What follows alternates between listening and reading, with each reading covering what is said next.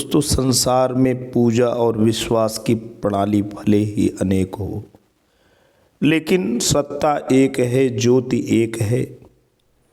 उसके नाम भले हम अल्लाह दें, भगवान दें, लेकिन निर्विवाद रूप से एक बात तो सच है कि सभी एक अलौकिक सत्ता में विश्वास करते हैं। एक अपरिमित सत्ता है जिसकी ओर लोगों की करुणामयी दृष्टि है, जिसकी ओर हम सभी एक कातर दृष्टि के साथ उसे देख रहे हैं, उससे याचना करते हैं,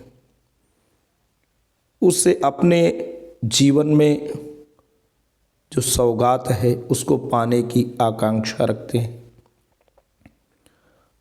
और कहीं न कहीं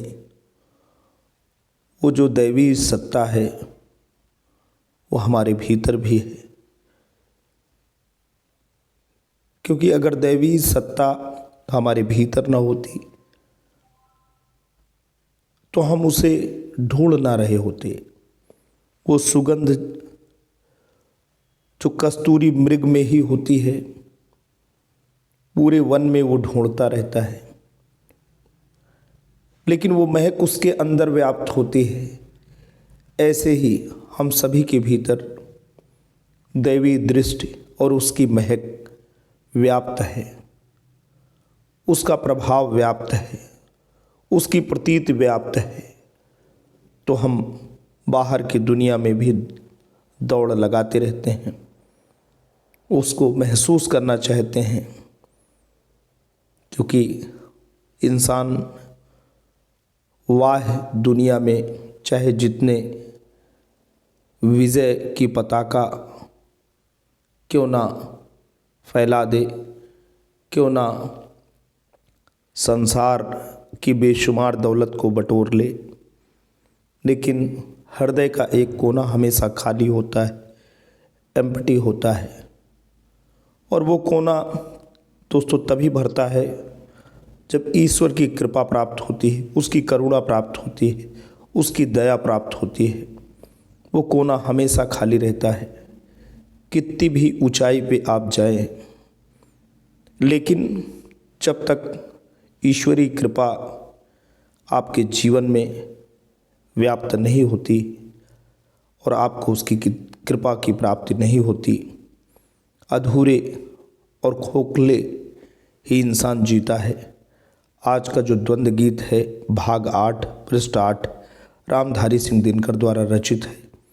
इसमें ईश्वर और प्रतापी जो व्यक्ति हैं उनके कारनामे क्या होते हैं, और घर का भेदी लंका को नाश करने वाला नाना प्रकार की भाव हैं, नाना प्रकार के विचार हैं। आइए दोस्तों, द्वंद्व गीत भाग 8 का कवि हृदय दर्पण के माध्यम से प्रस्तुतिकरण करते हैं।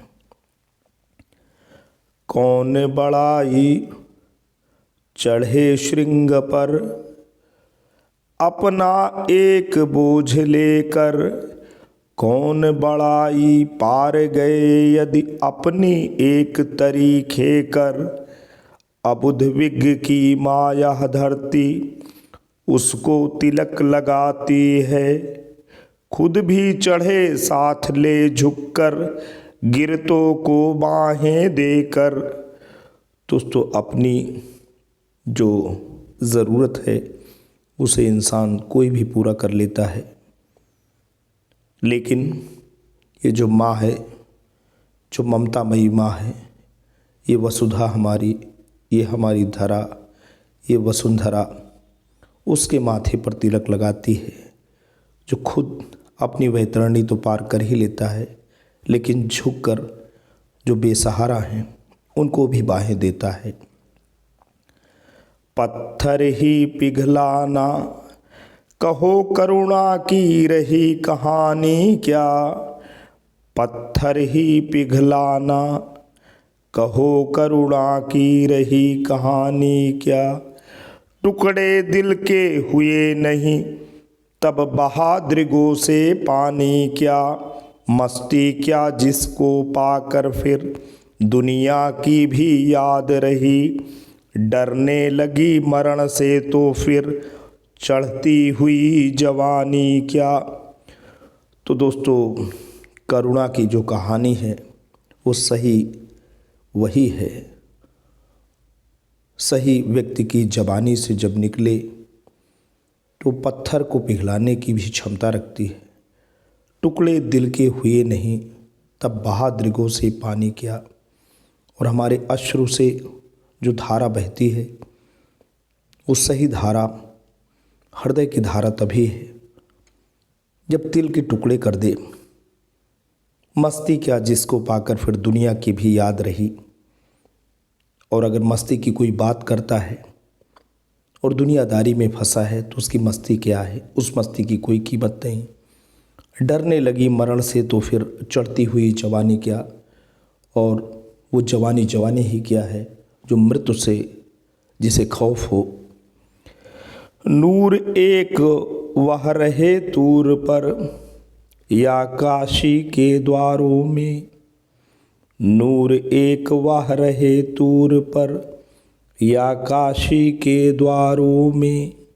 ज्योति एक वह खिले चिता में या छिप रहे मज़ारों में। बहती नहीं उमड़ कूलों से नदियों को कमज़ोर कहो।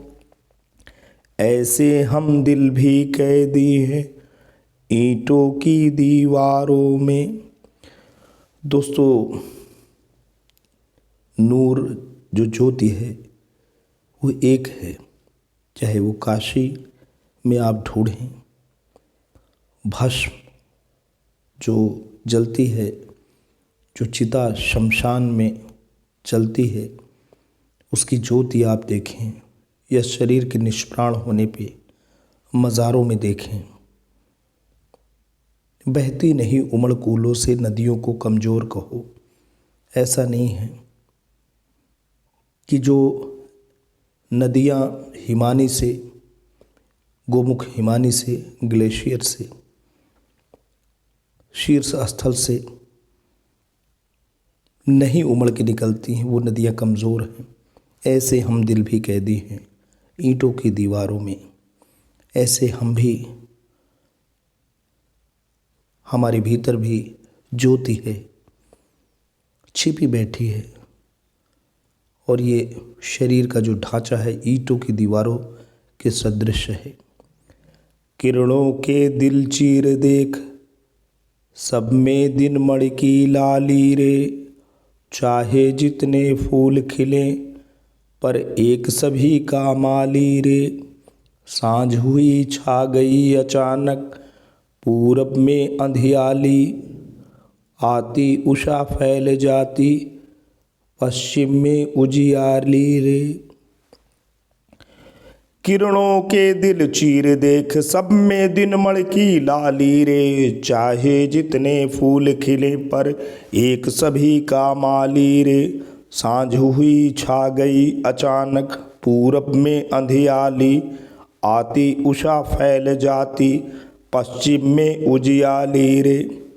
तो दोस्तों, ये ताना बाना, ये जो संसार का रचा बसा है, प्राची यानी पूरब से उषा की लालिमा निकलती है और कोई भी फूल खिला हो, देखिए उसमें एक आभा है, एक कांति है। शाम होते ही पश्चिम में वो उजियाला फैल जाता है। और ये जो छटा है जो देखने को हमें मिलती है, उसका जो कर्णधार है वो विधाता है। ठोकर मार फोड़ दे उसको जिस बर्तन में छेद रहे। वह लंका जल जाए जहाँ भाई भाई में भेद रहे। गजनी तोड़े सोमनाथ को काबे को दे फूंक शिवा। जले कुरान अरबी रेतों में सागर जा फिर वेद रहे। तो दोस्तों, जहाँ डिफरेंसेस हैं, जहाँ मनमुटाव है, जहाँ वैचारिक मतभेद हैं, वहाँ पतन का मूल है। और रही बात विश्वास प्रणाली की है, आप दोस्तों देखते हैं कि जिस प्रकार से घर का भेदी जो है लंका को विनाश करने वाला निकला, विभीषण निकला, वैसे ही जो भाई भाई हैं उनमें अगर फूट रहेगी तो एक अपनी विश्वास प्रणाली को लेकर के सोमनाथ के मंदिर को तोड़ देता है, तो कहीं विश्वास प्रणाली के आधार पे शिव अग्नि प्रज्वलित होती है, काबा जल उठता है और कुरान की जो आयतें हैं वो अरबी में जले कुरा अरबी रेतों में वो जलाई जाती हैं। सागर जा फिर वेद रहे, और सागर की जो महिमा है वो वेदों में दोस्तों वर्णित होती है। तो कुल मिलाकर के यहाँ जो भाव निकल के आता है, जो बातें निकल के आती हैं कि डिफरेंसेस जो है हमें कमज़ोर करते हैं, और जब हम यूनाइट होते हैं तो हम आगे बढ़ते हैं। तो दोस्तों आज के लिए इतना ही। द्वंद्व गीत 8 रामधारी सिंह दिनकर द्वारा प्रस्तुत ये कविता बहुत ही मोहक रही और बड़े संदेशों को छुपाए रही, जिसको आपके समक्ष कवि हृदय दर्पण के माध्यम से प्रस्तुत किया गया। दोस्तों जल्द ही आपके समक्ष एक नई अजर अमर रचना के साथ पुनः हाजिर होंगे। तब तक के लिए जय हिंद, जय भारत।